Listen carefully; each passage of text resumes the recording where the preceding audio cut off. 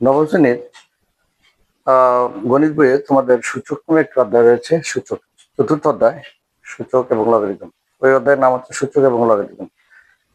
এই সূচক করতে গিয়ে আমাদের একটা টার্ম বা পদ বা একটা কথা ব্যবহার করা হয়, সেটা হচ্ছে ইনভার্স। ইনভার্স অর্থাৎ পাওয়ারে যদি মাইনাস থাকে আমরা সেভাবে ওইগুলোকে কিভাবে সমাধান করব। ইনভার্সের কথা একটু উল্লেখ আছে।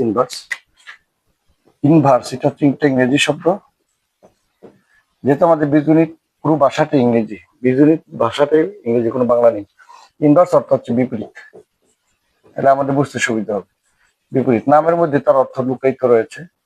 বিপরীত, ইনভার্স অর্থ হচ্ছে বিপরীত। কি বিপরীত? যদি আমি বলি এ, তার গুণাত্মক বিপরীত হচ্ছে 1/a। কেন? এর নিচে মনে মনে কথা আছে 1, আমরা একটু যদি বিপরীতকরণ করি তাহলে লব হবে, হর হবে লব। তাহলে এ কোন রাশির যদি বা সংখ্যা যদি খালি বাচ্চা থেকে আমরা জানি তার নিচে হর 1 রয়েছে, তাহলে এ যেহেতু রয়েছে উপরে, তার নিচে 1 আছে, তাহলে তাকে যদি আমরা বিপরীতকরণ করি, উল্টিয়ে দেই, তাহলে তার নিচে 1 উপরে যাবে, এ নিচে আসবে। এটাকে বলে এর গুণাত্মক বিপরীত রাশি হচ্ছে 1/a, গুণাত্মক বিপরীত রাশি। এর যদি আমরা বাংলায় বলি এর গুণাত্মক, এর গুণাত্মক বিপরীত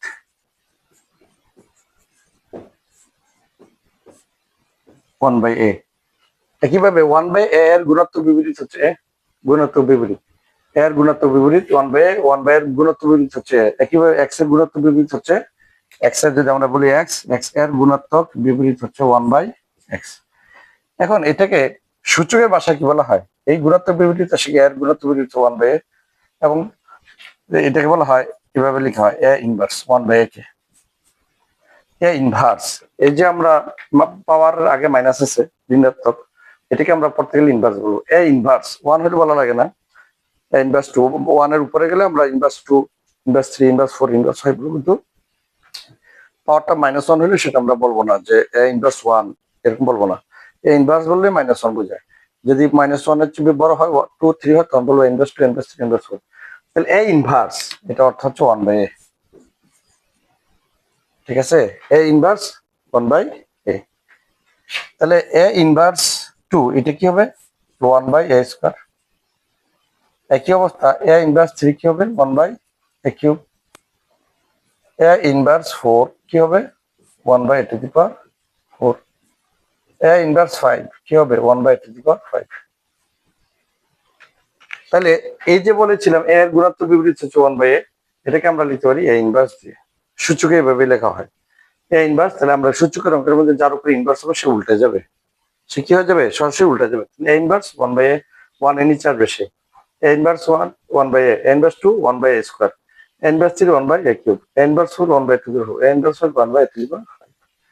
তাহলে এই যে যদি আমাদের কোন রাশির উপরে ইয়া দেওয়া থাকে, মাইনাস পাওয়ার দেওয়া থাকে, সেটা উল্টে যাবে। যদি আমাদের বড় পাওয়ার দেওয়া, আমরা লিখলাম 5/3, লিখলাম 5/3, তার উপরে ইনভার্স দেওয়া আছে, তার মানে কি 5/3 তার উপরে ইনভার্স, তার মানে এটা উল্টে দিতে হবে। এটা কি হয়ে যাবে? 3/5 উল্টে যাবে, সরাসরি উল্টে যাবে। লব হর হবে হর, লব হবে 5/3, এখানে 5 হচ্ছে লব, 3 হচ্ছে হর, তো উল্টে যাবে। একইভাবে 2/b হোল ইনভার্স আছে, এটাকে কি হবে? b/2 উল্টে যাবে, সরাসরি উল্টে দিলেই এটার ইনভার্সের ফলাফল এসে যায়। এই হচ্ছে ইনভার্স, হচ্ছে এটা বোঝানো হয় ইনভার্স মানে বিপরীত। এবং এখানে আরেকটা খুব গুরুত্বপূর্ণ তথ্য, কোন রাশি এবং তার গুণাত্মক বিপরীত রাশি গুণফল হচ্ছে 1। যেহেতু এ আর তার গুণাত্মক বিপরীত রাশি হচ্ছে 1/a, তাদের গুণফল, তাহলে এ আর 1/a গুণ করলে এই এ নিচে কাটাতে কথা 1। তাহলে কোন রাশি বা সংখ্যা, এটা এর বেলা হতে পারে 2, তার গুণাত্মক বিপরীত রাশি হচ্ছে 1/2, তাদের গুণফল 2 কাটা কথা হয় 1। তাহলে কোন সংখ্যা বা রাশি এবং তার গুণাত্মক বিপরীত রাশির গুণফল সমান 1 হবে। এটা এমসিকিউ তে এসেছে। আশা করি ইনভার্সের বিষয়টা সংক্ষিপ্ত যতটুকু আলোচনা করেছি বুঝতে পেরেছ। ইনভার্স মানে বিপরীত হয়ে যাবে। আল্লাহ হাফেজ।